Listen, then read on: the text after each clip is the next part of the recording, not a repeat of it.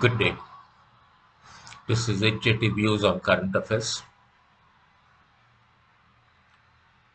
At my last video talk, I had asked whether the Finance Minister and the Finance Ministry would be willing to look at the budget proposals not from the point of view of the producer, but from the point of view of the citizen and the consumer. The budget has gone, it has been analyzed, reams and reams of paper and TV channels have given their opinions.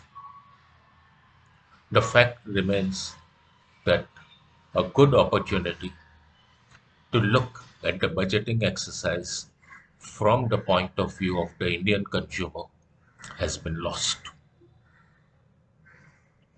In fact, for the Indian income tax payer as an individual, there are no changes whatsoever in the budget proposals, in the income tax proposals.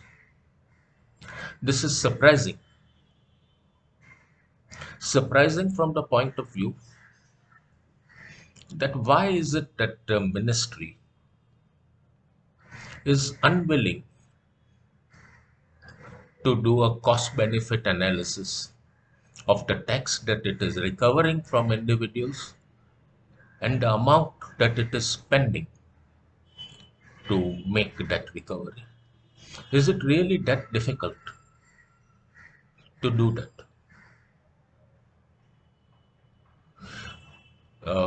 Government secretary said that the reason why there was no change in the tax slabs and in the tax rates, etc., is because last year there was an alternate tax mechanism given to individuals where they would pay lower tax but not take any deductions.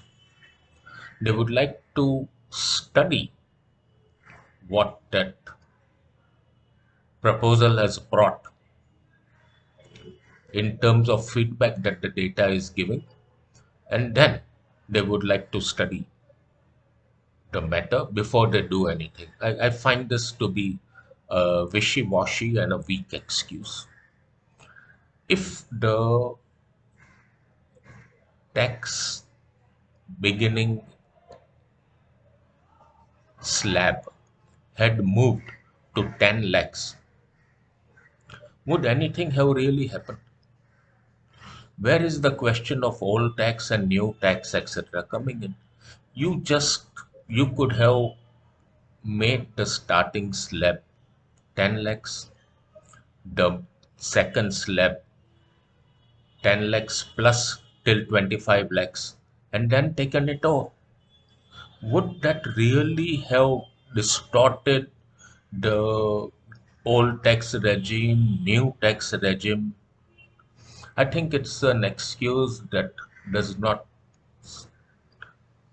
get easily washed down. The finance ministry has to understand that Indians hate income tax. And the reason that they are hating income tax is because it is a differentiative tax. If everybody were to be asked to pay the tax, there would be no problem. But when you exclude the entire agricultural income from tax and you say that that's a separate class of people and we would not like to touch them because they are a superior breed of individuals, you are collapsing the entire income tax structure. Do what you want. Do what you want. The Indian feels differentiated against, the Indian income tax payer feels differentiated against, he feels he is not being given a hearing, he feels political compulsions are much stronger for the political class than his benefit, and therefore he will do everything that he can not to pay his income tax. You can argue, say, from the PM position downwards, you can say that Indians are not paying tax, that there is consumption of this level. How is the consumption coming up when there is no income? All very good economic arguments, but you have not studied your behavioral economics well. No person who feels differentiated, who feels that the powers that be are against him, is going to do anything to help the powers. It would be much better if India moves away from a income tax position to an expenditure tax position. The entire Income Tax Act needs to be thrown into the sea. It is a meaningless act. It is not getting its recoveries. It is constantly an act that raises everyone's hackles. It is an irritating act. It starts at a very low level. The income ranges are very low. It is believed that the tax rates are very high. And the worst thing is, it differentiates the taxpayer. If you have income from non-agriculture sources, you pay very high tax. And if you are an agriculturist, whatever may be your income, you pay no tax. That is the differentiating factor that is killing the whole income tax act. Bring the agriculture income into taxation, lower the rates, and then see what happens. That ends my talk of today.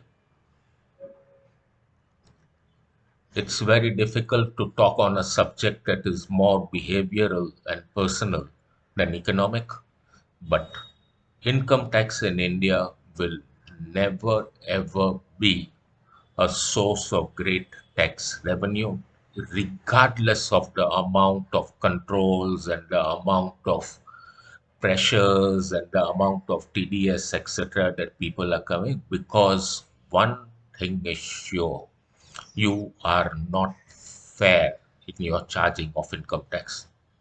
And until you handle the matter of equity, nobody is going to pay tax. They will find out 100 ways how not to pay tax.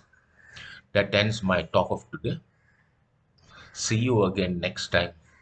Till then, Jai Hind, Jai Maharashtra, Jai Mumbai. Have a great day.